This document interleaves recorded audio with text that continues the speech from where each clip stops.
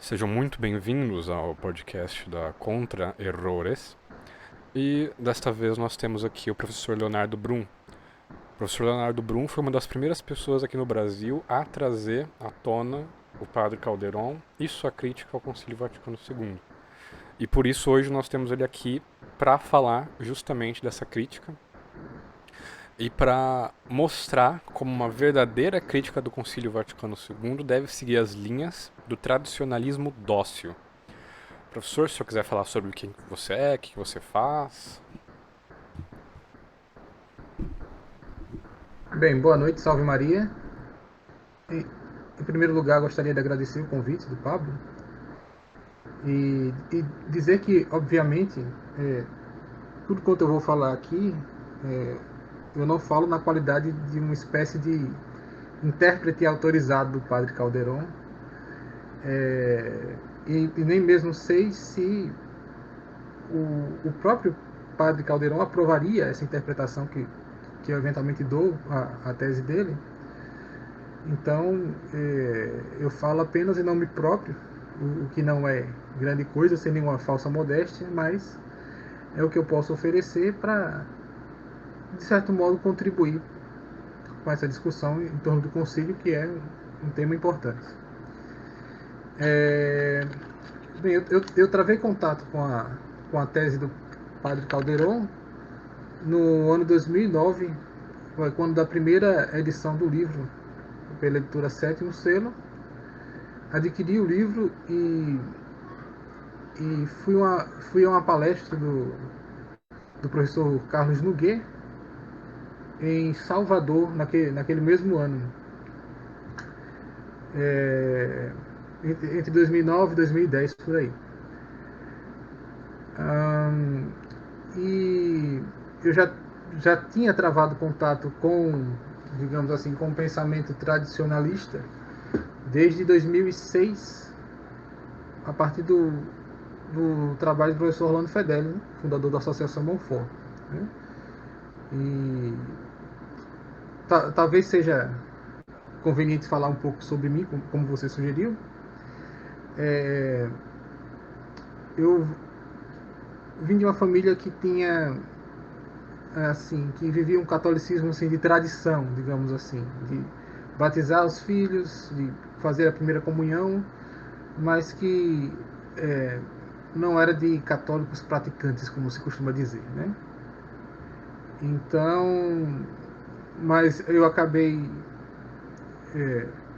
ingressando, né, num grupo chamado Legião de Maria aos 12 anos, e desde então eu passei a. Eu nunca deixei de ser católico propriamente, mas passei a praticar de modo mais sério a religião, digamos assim, a partir dos 12 anos, mas ainda não tinha nenhuma consciência do que seria a crise da igreja. Então, isso significa que eu não passei por um processo de conversão tardia. E essa consciência maior do que seria a crise pela qual passa a igreja veio já com meus 21 anos, por volta do ano 2006, com esse contato que eu tive com o trabalho do professor Fedeli. E em 2009, o professor Cine Silveira e Carlos Nogueira criaram um blog chamado Contra Impugnantes, pela qual eu tive o maior interesse em me aprofundar a respeito da filosofia de Santo Tomás de Aquino. E eles trouxeram, né, a partir com a editora Sétimo Selo, fizeram a edição aqui, com a tradução do professor Nogueira, deste livro do Padre Caldeirão chamado A Candeia Debaixo do Alqueire. Então, a partir do momento que eu travei contato com essa tese, a partir dessa primeira edição do livro, é, a, a minha posição acerca da crise da igreja, ela foi modificada por essa tese. E então eu passei a ver a crise sobre o olhar desse tradicionalismo dócil que o padre Caldeirão defende, em contraposição que seria o tradicionalismo crítico. Então, para a gente entender o que seriam esses tradicionalismos, a gente precisa entender a, a própria natureza da crise pela qual a igreja passa hoje. Então, a primeira coisa que é conveniente salientar é o próprio fato da crise, que muitas vezes é negado. Muitas vezes se diz que ou se nega que existe uma crise, que a igreja vive sua grande primavera, ou então se mitiga esse fato dizendo, por exemplo, que a igreja se encontra permanentemente em crise, que a crise atual seria apenas mais uma entre tantas. Mas essas teses não condizem com a realidade, né? Existe uma crise que é muito profunda e que é inaudita na história eclesiástica, né? E para patentear esse fato, eu traria um testemunho que é um testemunho insuspeito, que é o do Papa Bento XVI, né? O Papa Bento XVI, quando ele ainda era cardeal Ratzinger, né? Ele escreveu o seguinte, vou ler aqui o texto.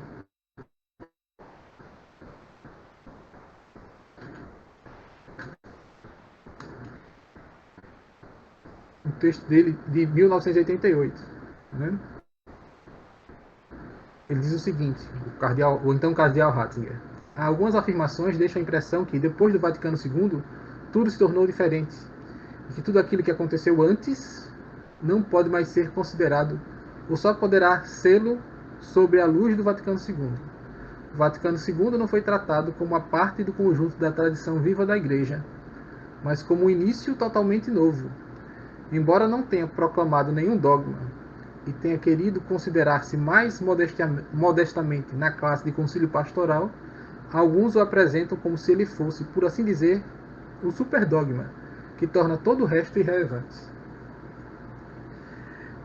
Essa declaração dele, dada em 88, foi num encontro com bispos chilenos em Santiago, ela é aprofundada depois que ele se torna papa e faz seu discurso, o seu primeiro discurso à Cúria Romana, em 2005, onde ele diz que o seguinte, ele se interroga, né? Qual foi o resultado do concílio? Foi recebido de modo correto? O que na recepção do concílio foi bom? O que foi insuficiente ou errado? O que ainda deve ser feito? Ninguém pode negar que, em vastas partes da Igreja, a recepção do concílio teve lugar de modo bastante difícil, né? E aí, nesse discurso, ele faz essa crítica do que seria uma recepção errônea do Vaticano II, ou, nas palavras anteriores dele, essa ideia de que o concílio seria algo totalmente novo, que seria o superdogma, e que todo o resto deveria ser, digamos assim, enterrado, todo o passado. Então, ele qualifica essa posição como uma hermenêutica da ruptura. E a esta interpretação, que seria a hermenêutica da ruptura, ele contrapõe o que seria a correta recepção.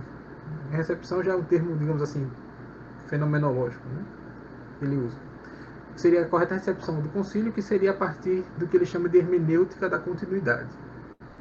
Ou seja, mas não simplesmente da continuidade, mas da reforma na continuidade. Ou seja, mesmo que o Concílio Vaticano II tenha trazido coisas novas, como a própria reforma litúrgica, todas essas coisas novas guardam certa continuidade com o que ele chama de guardariam certa continuidade com o que ele chama de a tradição viva da Igreja. E que o católico não deveria contrapor uma coisa a outra. Então, essa posição do Papa Bento XVI, da hermenêutica da continuidade, ela causou um grande impacto realmente na vida de toda a igreja e embasou, digamos assim, a teologia dos defensores, de certos defensores do Vaticano II, que nos meios tradicionalistas geralmente são chamados de neoconservadores, que o padre Caldeirão, em sua tese, chamará de o conservador obsequente. Mas o que eu quero dizer com tudo isso é que o fato da crise é patente. Existe uma crise na igreja, gravíssima, e essa crise, no mínimo, ela guarda a relação com certa interpretação que prevaleceu em vários lugares da igreja em torno do Concílio Vaticano II. Então, a crise pela qual a igreja passa atualmente, ela guarda a relação com o Vaticano II, ou no mínimo com certa interpretação que foi dada ao Vaticano II. E a solução da crise viria, obviamente, da interpretação correta do concílio. Mas isso é um problema, porque essa interpretação correta ainda não foi dada de maneira satisfatória, né? Então, eu costumo dizer que essa crise ensejou não apenas duas posições acerca do concílio, né, de ser contra ou a favor, mas pelo menos quatro, que seria uma posição que podemos chamar de modernista, ou seja, aquilo que o próprio Papa Bento XVI descreveu como a hermenêutica da ruptura, onde se quer que o Concílio Vaticano II seja um início totalmente novo e que todo o passado deve ser enterrado.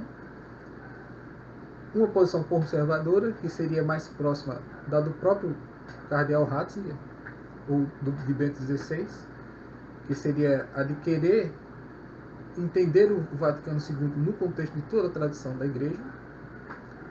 Uma posição tradicionalista, que de certo modo faz uma hermenêutica da ruptura, mas em lugar de ficar com o Vaticano II, fica com a tradição anterior.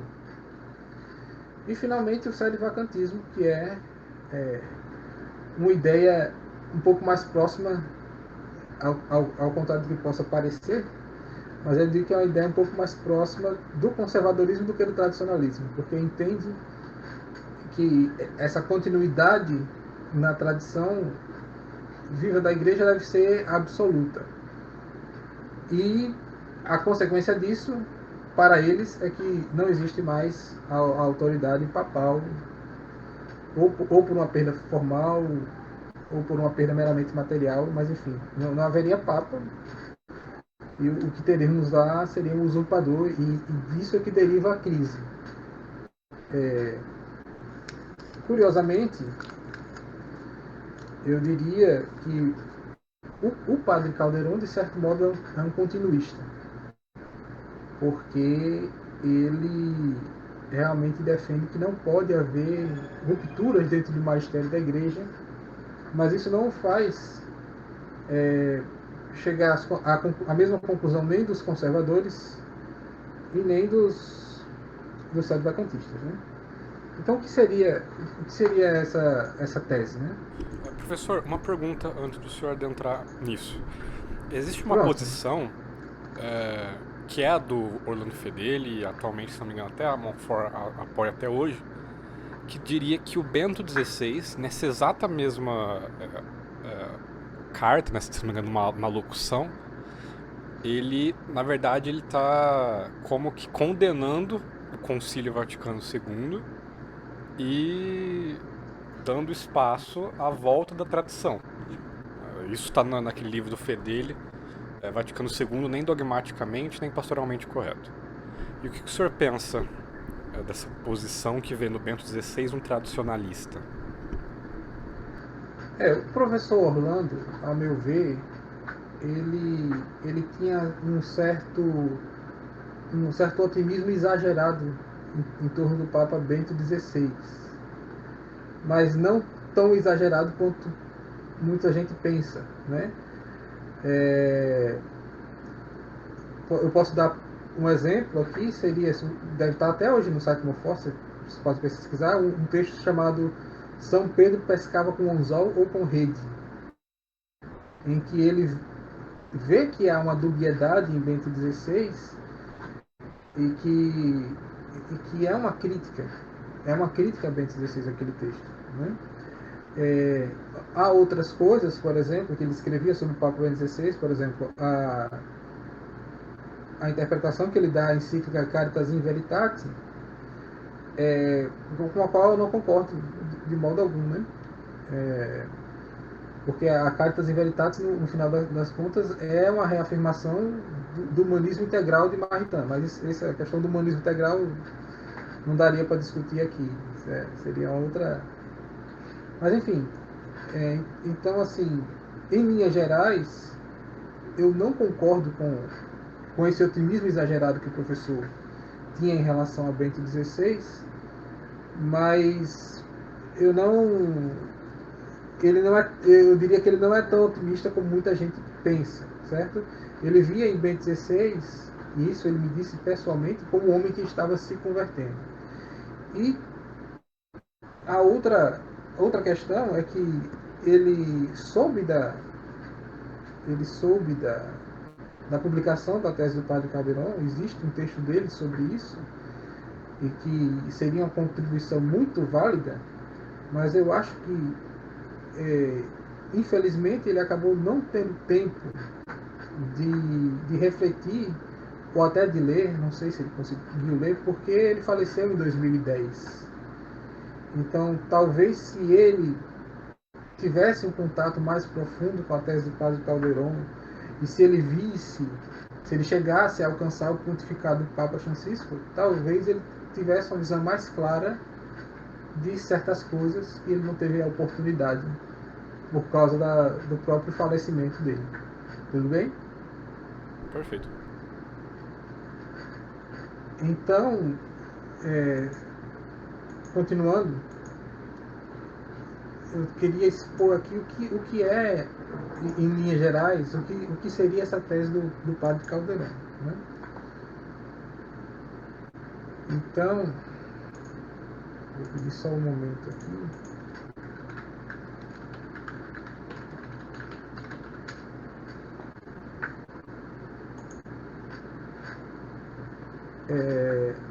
É uma tese que tem é uma tese um tanto radical, que a ideia central da tese é que não existe mais um exercício formal do magistério desde o Vaticano II. E o que ele chama de magistério conciliar não engloba apenas o Vaticano II, mas tudo o que o sucedeu, mas não é tanto aquilo que se ensina e mais o ato de ensinar. Então, o que é que ele diz nessa tese? É que o magistério autêntico da Igreja tem por órgão o Papa e os bispos, né? Então, e aí ele explica as modalidades, né? Existem as declarações ex-cátedra, existem os concílios, né? E abstraindo a diversidade de graus do magistério, você teria o magistério infalível, que teria o grau máximo de autoridade, e o que seria não infalível, a gente poderia chamar de magistério meramente autêntico. Infalível é autêntico, mas o meramente autêntico teria diversos graus de assentimento, diversos graus de autoridade, que corresponderia, por parte do fiel, a diversos graus de assentimento. E este seria, então, o magistério meramente autêntico. Só que o magistério meramente autêntico não é simplesmente porque ele não é infalível que ele pode ser criticado por qualquer um. Ele exige a docilidade da alma católica. Então, essa é a primeira distinção. Distinguir os graus de autoridade do magistério, mas ter em mente de que mesmo no grau mais ínfimo, o magistério autêntico da Igreja requer docilidade da alma católica. A segunda distinção é que a mesma pessoa física pode comportar mais de uma pessoa moral, como eles chamam. Então, por exemplo, o Papa pode atuar como Papa e definir um dogma para a Igreja Universal, apenas um exemplo do que ele pode agir. de um ato que ele pode praticar como Papa. Ele pode atuar como bispo de Roma, por exemplo, e, por exemplo, publicar um decreto que valha apenas para aquela diocese, e aí não atuaria a pessoa moral do Papa, mas a pessoa moral do bispo de Roma. E ele pode também atuar como teólogo privado, né? O livro, por exemplo, Tradução Espírito da Liturgia, é um livro do teólogo Joseph Ratzinger. Ele não é um ato do magistério do Papa Bento XVI. Até porque, até onde eu sei, ele foi escrito até antes do papado. Mas mesmo livros posteriores do teólogo Joseph Ratzinger são livros, são teses, aquelas teses que lá são defendidas por um magistério, digamos assim, no sentido mais amplo, privado. Não é o magistério eclesiástico, não é o magistério autêntico da igreja. É a autoridade teológica pessoal dele e não a autoridade papal que está ali comprometida. Certo? Então, partindo dessas duas distinções, a primeira, dos diversos graus de autoridade que detém o magistério, e a segunda, de que a mesma pessoa física pode comportar mais de uma pessoa moral, o livro deles é dividido em 4 artigos ao modo de uma disputácio medieval, né? Ou seja, aquele mesmo método pelo qual São Tomás de Aquino escreve, por exemplo, a Suma Teológica, né? Existem, põe-se uma questão, existem diversas objeções, depois há uma resposta e a solução a cada uma das objeções colocadas, né? Então, quem for ler o livro A Candeia Debaixo do Alquete precisa ter cuidado, porque muitas vezes a tese que está sendo exposta está dentro de uma objeção. Então, às vezes, o texto é colocado, às vezes o padre está falando como um conservador, ou às vezes o padre está falando ali como um sedevacantista. Mas são coisas que ele vai refutar depois. Então, de antemão, eu digo que é um texto de leitura difícil, porque as objeções e as respostas não são curtas como na Suma Teológica, né? Elas são bem mais longas. Então, é um texto de leitura difícil que a pessoa precisa estar bem atenta para não se perder aí no meio dos argumentos, para entender realmente o que é que o padre defende. Então, existem 4 artigos, 4 questões, e a primeira questão é sobre a infalibilidade do Vaticano II. Ele levanta um questionamento sobre a infalibilidade. O concílio ecumênico é infalível? Eu não vou ter tempo de entrar em todas as objeções, mas a conclusão é que ele chega é que não. E ele procura chegar a essa conclusão a partir daquilo que as próprias autoridades, os próprios papas, lá desde João XXIII, Paulo VI, e os outros que vieram depois do concílio, aquilo que que as próprias autoridades dizem a respeito da natureza do magistério conciliar. E chega a essa conclusão de que, sob nenhuma modalidade do que seria o magistério infalível, o magistério do Concílio Vaticano II e o que o sucedeu não quis comprometer a infalibilidade. Então, a primeira questão é essa, né? Porque se o magistério do Vaticano II fosse infalível, então não haveria nenhuma possibilidade nem sequer de discussão. Mas esse é justamente o segundo artigo, né? Se o magistério é infalível pode ser posto em discussão. E ele chega à conclusão que sim, porque a própria concepção do que seria o magistério para as autoridades, do que seria o exercício do magistério, esse exercício é posto numa forma de um diálogo. Então, o magistério estaria, segundo as próprias autoridades, aberto à discussão.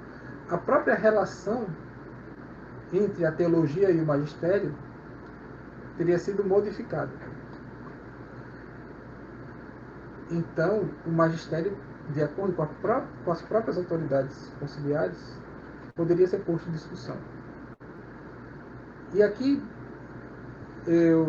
o que eu particularmente sugiro, e aí não sei se o padre Caldeirão aprovaria, é que já que chega à conclusão que o magistério pode ser posto em discussão, o que eu aconselharia seria a leitura do livro do Monsenhor Gherardini. Já que o magistério pode ser posto em discussão, então leríamos o livro Concílio Vaticano II, Concílio Ecumênico Vaticano II, o debate a ser feito, do Monsenhor Gherardini. Porque é uma exposição bastante interessante. Não muitos tratam o Monsenhor Gherardini como tradicionalista, mas eu discordo, porque ele não chega propriamente a uma impugnação do Vaticano II. Ao fim do livro, a meu ver, ele chega, na verdade, a uma espécie de aporia teológica. Ele, de certo modo, é um continuista nesse sentido. Ele crê que não pode haver rupturas no magistério. Só que, ao mesmo tempo que ele crê nisso, ele diz que a evidência que chega a ele é do contrário, é como se fosse magistério duplo. Alguns autores, no mundo sedevacantista, por exemplo, taxam o Monsenhor Gherardini como contraditório, mas eu discordo dessa posição. Para mim, a contradição é algo inerente à exposição dele. Ele chega, no fim, a uma aporia mesmo, a um beco sem saída teológico. E ele suplica ao Papa, à época o Papa Bento XVI, para que resolva a aporia. Né? Existe uma súplica filial a Bento XVI ao final do livro. Mas o fato é que o Monsenhor Gherardini já faleceu, Bento XVI já renunciou ao papado e a súplica não foi atendida. Não foi atendida por Bento XVI, mas a meu juízo, quem resolve a aporia é justamente o padre Calderon, no terceiro artigo do livro, que é sobre o fato de o magistério conciliar não ter autoridade em nenhum grau. Professor, antes de nós entrarmos daí, eu gostaria de dar uma objeção que está no livro Sim. do professor Joatas Bello, O Enigma no Concílio Vaticano II. Sim. O professor Joatas, ele diz que o intento dele no livro é interpretar o concílio em todos os seus acidentes, em sua totalidade. E com isso, Certo. ele chega naquela famosa audiência do Papa Paulo VI, onde ele diz que é um magistério pastoral que não procura ser infalível. Mas ele diz que tem um problema nessa mesma audiência. Vou citar aqui a própria audiência. Dado o caráter pastoral do concílio, evitou pronunciar de forma extraordinária dogmas dotados da nota da infabilidade. Mas, no entanto, forneceu seus ensinamentos com a autoridade do magistério ordinário supremo, magistério ordinário e tão claramente autêntico que deve ser aceito com docilidade e sinceridade por todos os fiéis. Então, parece aqui que o Concílio Vaticano II é de fato magistério autêntico, e se quiser criticar, tem que se assumir a possibilidade de criticar o magistério autêntico. Sim, mas a questão é a seguinte. Em primeiro lugar, eu não li o livro do professor Joatas e eu considero que as últimas contribuições que ele tem dado, pelo menos do que eu leio dele nas redes sociais, são considerações bastante interessantes e que até se aproximam um pouco da tese do padre Calderon. Mas a questão é que quando Paulo VI diz que o magistério é autêntico, a gente precisa entender como ele mesmo considera que é o exercício do magistério. Né? Porque ele diz, por exemplo, lá na Ecclesiam Sua, que o ofício do magistério deve se dar ao modo de diálogo e que o diálogo não é comando nem imposição. Então, qual é a medida dessa docilidade? É a mesma medida do magistério autêntico anterior, por exemplo, da Pachende, que hoje é completamente desprezada ao modo historicista? Então, seria interessante entender com mais profundidade o que Paulo VI e os outros papas entendem o que seja o magistério. O É próprio aquela magistério questão, deles. é aquela questão de que ele usa uma palavra antiga com um significado novo, né? Sim, o próprio magistério deles acerca do magistério, que é uma das coisas que o Jota se propõe a discutir no livro dele, e eu realmente não li, eu não posso assim fazer um juízo sobre esse livro do Joatas, porque eu realmente não li. Mas, inclusive, por exemplo, o Joatas já escreveu certas coisas sobre o Vaticano II, bastante interessantes, que eu não sei se estão no livro, mas, por exemplo, ele diz que em certas declarações do Vaticano II existe um emprego do método fenomenológico, de modo que, por exemplo, eles, quando se fala das pessoas que têm outra religião, então o que se faz é uma espécie de descrição da consciência dessas pessoas, que é simplesmente uma descrição factual. Ele não está assumindo para si as teses das outras religiões e nem está elevando a descrição ao ensinamento. E por isso, já como por não ser o ensinamento, ele perderia esse caráter formal de magistério. A intenção de ensinar não haveria nesta ou naquela declaração, justamente por conta do emprego do método fenomenológico. Então, a gente precisa entender que entender os conceitos e não apenas os termos, né, como você falou. Porque continua havendo encíclicas, né? O próprio professor Orlando tinha certos insights em relação a isso, né? Que, por exemplo, a própria Kezian Suan, que diz que o novo modo de exercer o magistério é o diálogo, que o diálogo não é comando nem imposição, ele qualifica a própria encíclica como uma despretensiosa conversação. E aí o professor Orlando, em certa aula, ele diz assim, né? Mas então isso não é uma encíclica.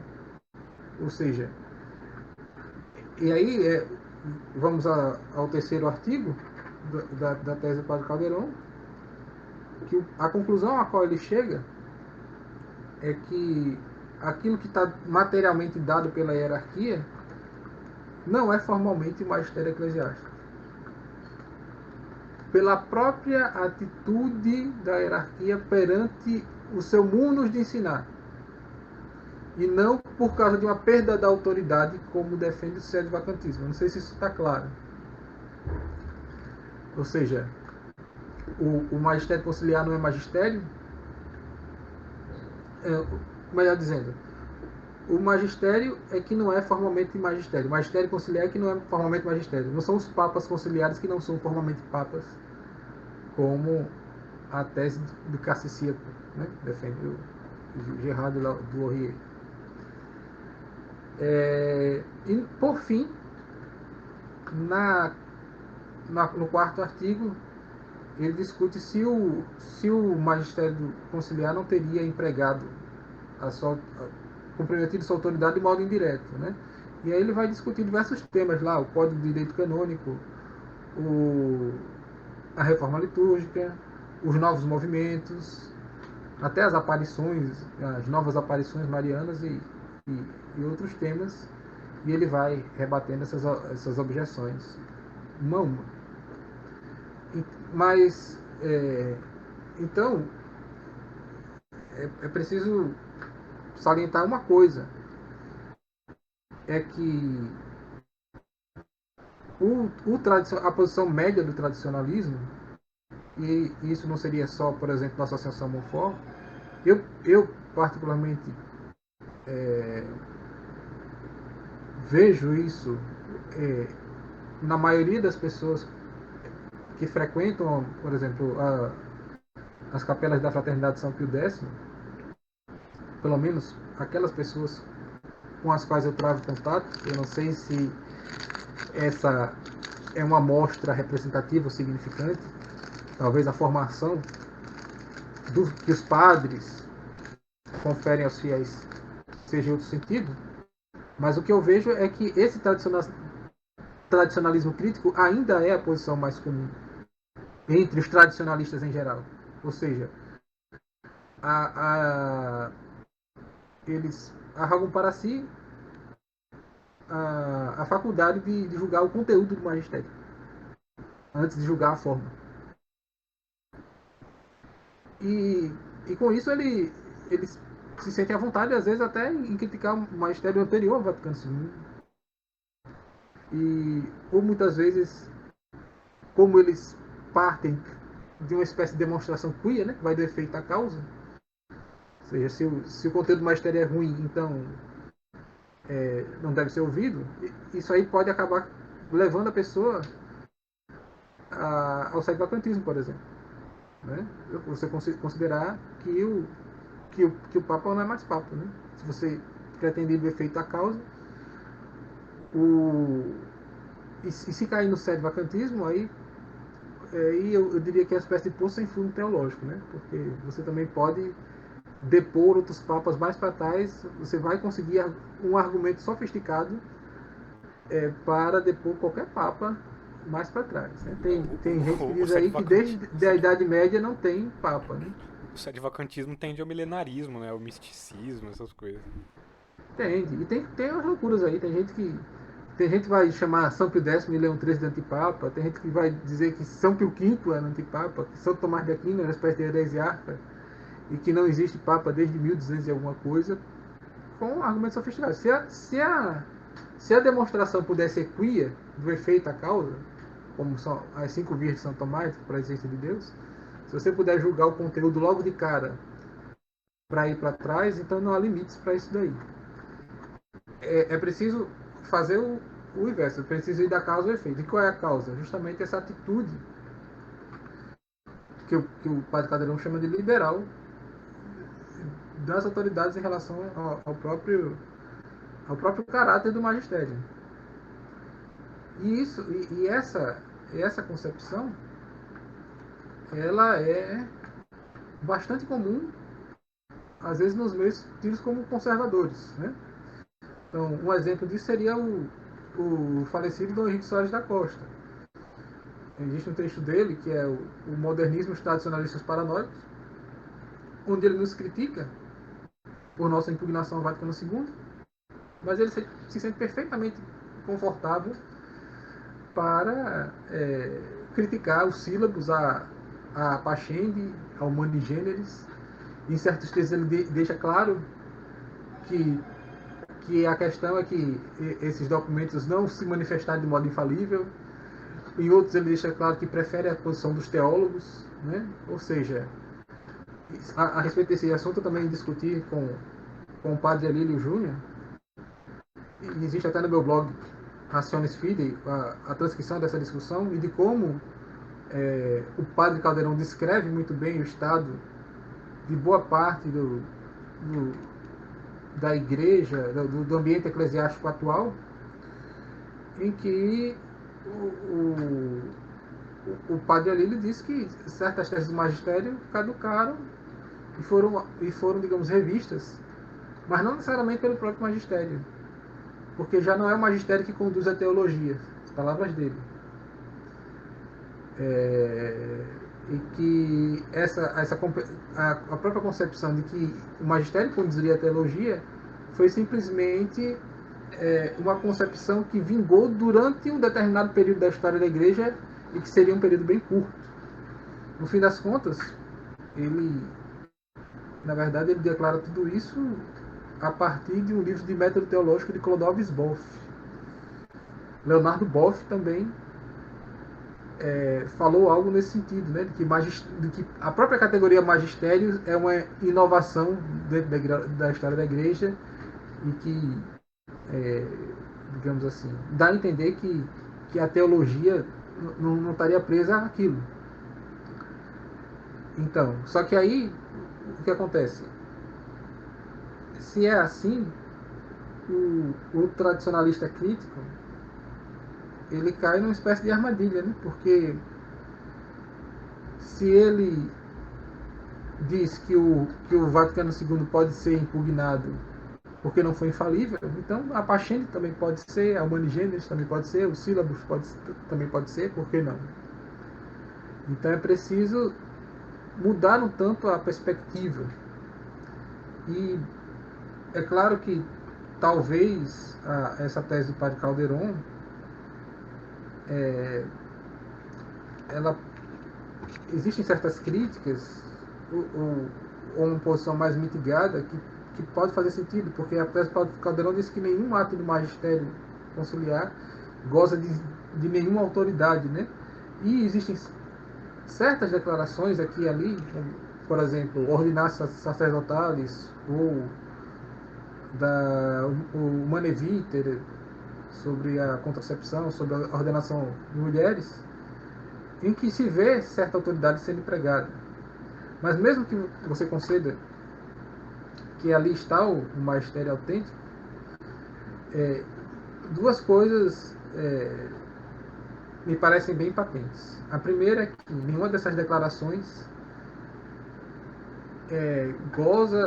pode ser equiparada a uma declaração ex cathedra, né? Por exemplo, a que mais se aproximou do que seria uma declaração ex cathedra, que é a ordenação sacerdotales, o próprio cardeal Ratzinger, enquanto prefeito da Congregação para a Doutrina da Fé, faz uma exposição sobre essa declaração no Observatório Romano, em que diz apressadamente que não é uma declaração ex cathedra, que é uma doutrina já infalivelmente ensinada pela igreja que está sendo repetida ali, basicamente isso. Ou seja, existe uma espécie de suscetibilidade de muitos dentro da igreja que seria ferida se o Papa realmente voltasse a dar declarações com todo o peso de sua autoridade. Parece que é isso, né? E mais, né? Por exemplo, o Papa Francisco diz que, no mesmo discurso em que ele diz que quem não está com o Vaticano II não está com a igreja, ele compara a quem não está com o Vaticano II com quem defende a ordenação de mulheres, né? Mas esse é o discurso dele. Mas ele chama, por exemplo, o Dom Erwin Kreutler para ser figura de destaque no Sínodo da Amazônia. E o Dom Erwin, ele é um bispo que declarou em rede nacional, sem nenhum pudor, e que ele defende a ordenação de mulheres, né?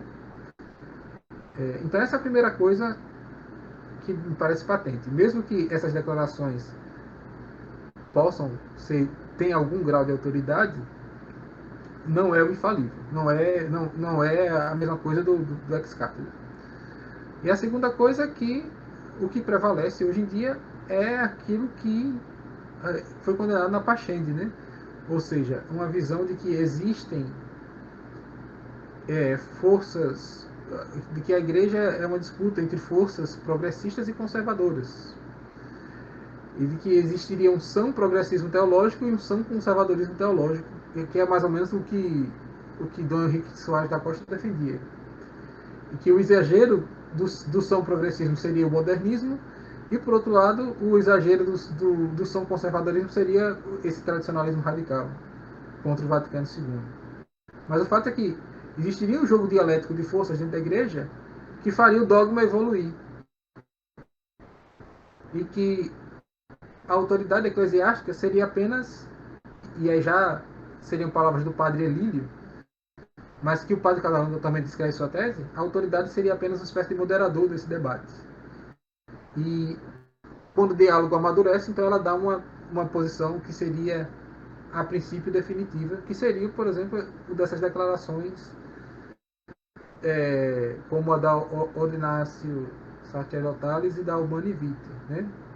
Seria o papel da autoridade seria reduzido a esse. Então, por tudo isso que eu falei, o chamado tradicionalismo crítico é problemático, porque a coisa se volta contra nós. O padre Caldeirão diz que é como cuspir para cima. Uma outra má consequência desse tradicionalismo crítico, que também é descrita pelo padre Caldeirão, é como que uma simplificação do dilema, né? Uma simplificação do enigma, da solução do enigma do Vaticano II. Porque se qualquer um pode julgar o conteúdo, então se torna fácil exigir dos outros também que se julgue o conteúdo, né? Então as pessoas acham que, muitas vezes, muita gente acha que detém o monopólio da tradição, que ninguém que faz parte qualquer um que não faça parte do grupo dele é modernista e etc. Como se o enigma ou o dilema que se impõe aos católicos fosse de fácil resolução. Eu diria que é tão fácil quanto escrever a tese do padre Caldeirão.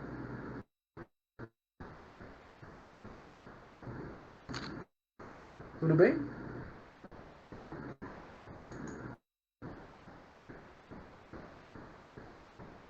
Perfeito.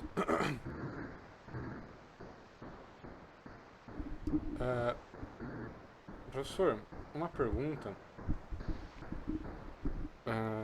O senhor disse muito sobre a questão dos teólogos, a autoridade dos teólogos.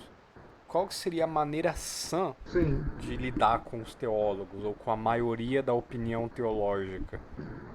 Porque parece que hoje a maioria dos teólogos só defende coisas heréticas, né?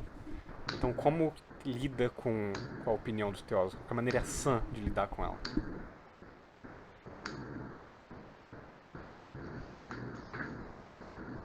Bem, a primeira coisa é ter em mente que o magistério é a regra da teologia e não o contrário. Então, se uma declaração de um teólogo se choca com aquilo que o magistério defende, então é preciso ficar com o magistério, certo? Isso não significa dizer que o teólogo seja herético, né? Às vezes o teólogo defende certa tese justamente porque à época ele tinha a liberdade de defendê-la porque não havia uma definição do magistério acerca daquele assunto. Então, a primeira coisa a se ter em mente é isso. O magistério é a regra da teologia e não o contrário. A teologia ela tem um papel subsidiário. Então, a reflexão teológica ela pode subsidiar o magistério é, para que ele possa fazer suas definições com a assistência do Espírito Santo. Mas no, no, o teólogo não é livre para discutir certas teses quando o magistério já se pronunciou, né? Isso está escrito, inclusive, literalmente na Humana Gênesis, né? Quando, mesmo que o magistério não tenha se pronunciado com sua suprema autoridade, quando ele se declara em matéria comprometida, já não há liberdade entre os teólogos de discutir a questão. Mas também não podemos cair no erro oposto e pensar que a autoridade dos teólogos, porque aquele erro de querer criticar o magistério autêntico, às vezes se aplica também a se questionar a autoridade dos teólogos, né? Então, eu vejo isso muito em relação, por exemplo, aos manuais escolásticos, né? Muita gente simplesmente despreza os manuais escolásticos ou dizem coisas que até o magistério já condenou, que a escolástica é a antessala do racionalismo moderno, ou prefere certas posições, a de Santo Afonso de Ligório, por exemplo, que é a maior autoridade em teologia moral da igreja. mitigando, digamos assim, a autoridade que a própria igreja conferiu a certos teólogos, né? Então, é preciso ter esse equilíbrio. Nem, nem dizer que a autoridade dos teólogos, a autoridade doutrinária dos teólogos é nula, é, até porque isso seria desprezar o maior de todos, né? Que é São Tomás de Aquino, e nem pensar que o magistério é um mero moderador do debate entre os teólogos, e ao invés de crer que o magistério é que é a regra da teologia. Perfeito, professor. Eu não tenho mais nenhuma pergunta. Hugo, se tiver alguma pergunta, pode perguntar.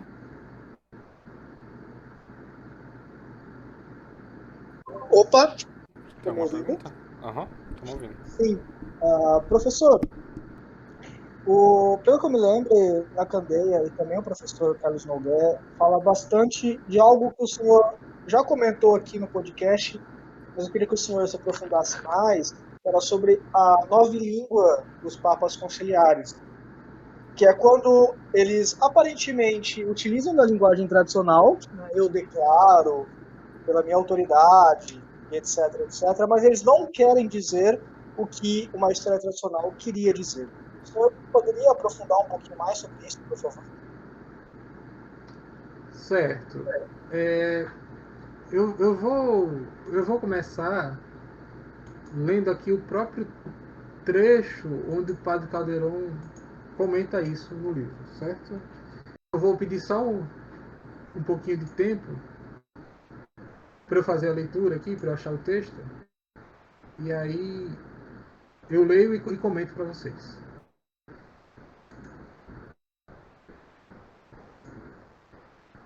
Porque, de fato, à primeira vista, principalmente as declarações que encerram certos documentos do Vaticano II, elas se revestem de certa solenidade, digamos assim. Sim, inclusive muitos sede vacantes utilizam da declaração de Paulo VI sobre a confirmação do concílio para declarar a sé vacante. Sim.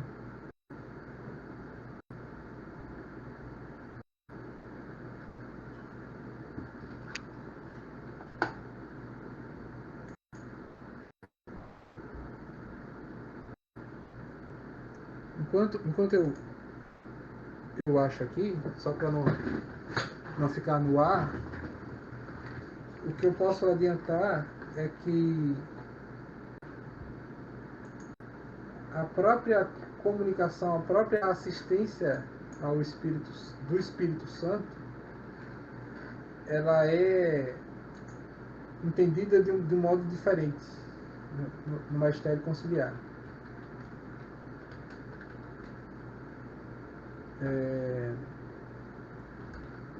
E isso se torna bem evidente com essa atual proposta do Papa Francisco sobre a sinodalidade. O, o magistério conciliar, ele faz uma espécie de giro democrático. Ele acha que o Espírito Santo entabula um diálogo direto com os fiéis e que a voz dos fiéis, essa consciência dos fiéis, assistida pelo Espírito Santo, por meio da experiência individual ou do encontro pessoal com Cristo, que seria o fundamento da fé, de que essa assistência pessoal do Espírito Santo seria recolhida pelos teólogos e expressa em uma linguagem formal teológica. Então, o Espírito Santo assistiria o povo de Deus.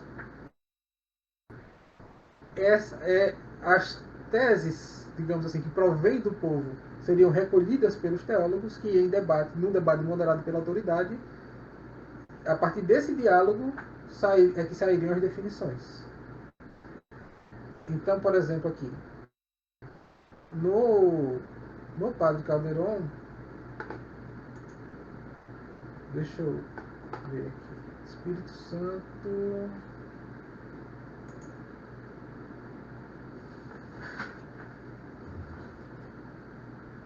Ele diz aqui, ó, quando Paulo VI, isso aqui é uma nota que está aqui no texto da Candeia debaixo do alqueire, né? A partir do Concílio Vaticano II, mudaram pouco a pouco as formas e procedimentos externos. Mas, ou seja, os procedimentos externos, né, a solenidade com que certas declarações eram feitas, foram mudando pouco a pouco, mas o significado dado mudou de modo imediato, não mudou pouco a pouco, né? Então ele diz assim, quando Paulo VI aprova Gaudium et Spes, dizendo, nós, em virtude da autoridade apostólica, nós confiada por Cristo, juntamente com os veneráveis padres, aprovamos no Espírito Santo, decretamos, estabelecemos e ordenamos que se promulgue para a glória de Deus todo aprovado conciliarmente, não significa o mesmo que Pio IX a aprovar os decretos do Vaticano I. Aquele manifestou entender de maneira muito distinta a sua relação com os demais padres e a autoridade conciliar a respeito do mundo, a quem estranhamente o concílio dirige tal documento. Então, vou até procurar aqui, ver se tem outro aqui.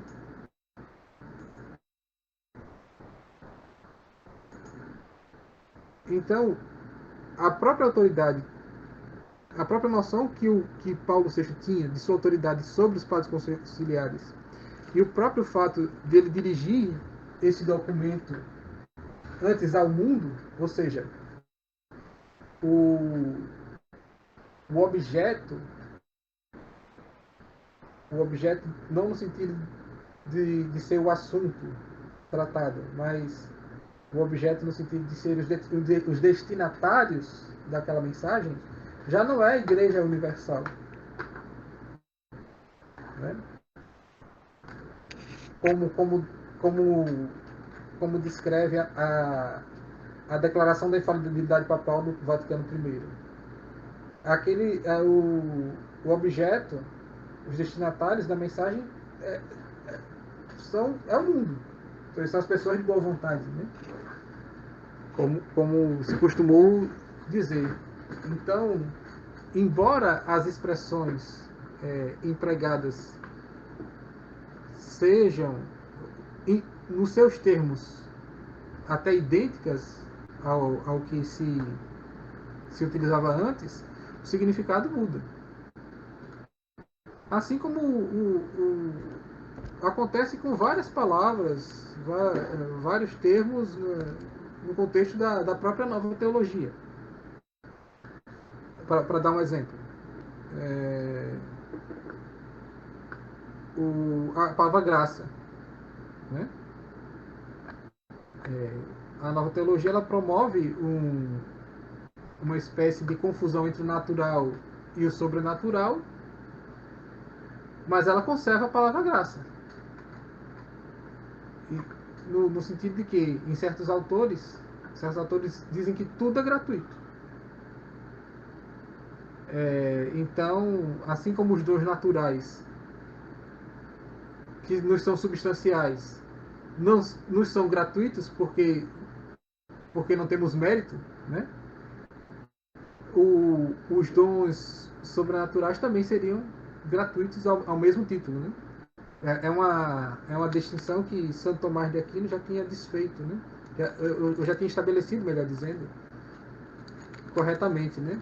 Ele disse que a coisa pode ser devida sobre dois aspectos, ou sobre o mérito ou sobre a condição da natureza. Então, os dons, por exemplo, a racionalidade, nos é gratuito quanto ao mérito, mas nos é devido quanto à nossa própria condição natural.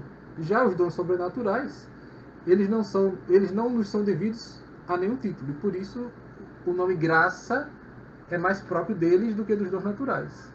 Pois bem, O fato de haver essa gratuidade quanto ao mérito faz com que os neoteólogos, e um exemplo disso, por exemplo, um exemplo disso seria Luiz Giussani, o fundador do Movimento Comunhão e Libertação. Esses neoteólogos, eles se valem do termo graça, apesar, eles se valem até da própria ambiguidade que existe na gratuidade para fazer uma confusão entre natural e sobrenatural. Mas o termo tradicional continua lá, graça. Então, é característico da nova teologia, que não deixa de ser um dos fundamentos do magistério conciliar, um dos subsídios do magistério conciliar, já que a teologia tem esse papel subsidiário, é próprio dela empregar a terminologia tradicional com um significado diferente.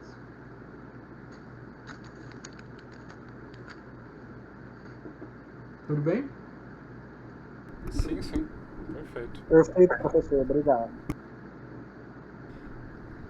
Agora, só mais um detalhe, e é bom reforçar, nada daquilo que eu estou falando aqui substitui a leitura do texto, né? Então,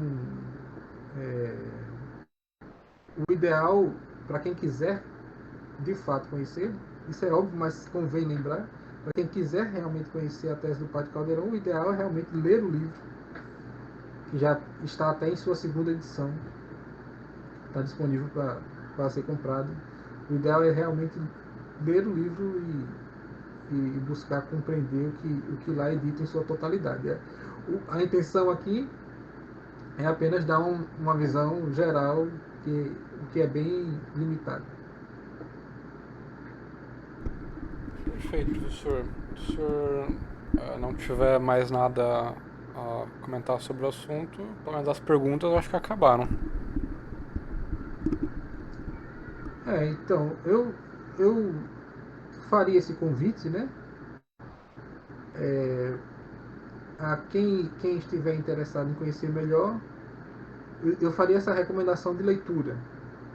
O livro é dividido em 4 artigos, então vocês poderiam ler os 2 primeiros artigos, em seguida ler o livro do Monsenhor Gherardini, que é o Concílio Ecumênico Vaticano II, um debate a ser feito, e ler os outros 2 artigos da tese do Padre Caldeirão.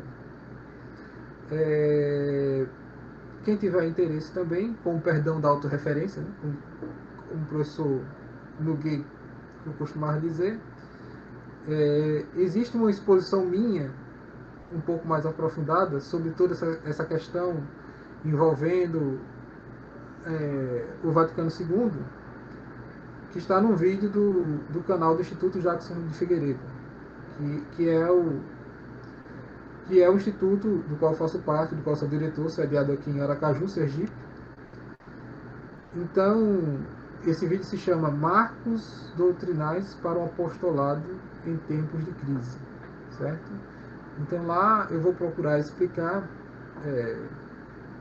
tudo isso, né? O fato da crise, quais são as posições derivadas dessa crise, o que elas significam, né? O modernismo, o conservadorismo, o tradicionalismo, o sede-vacantismo.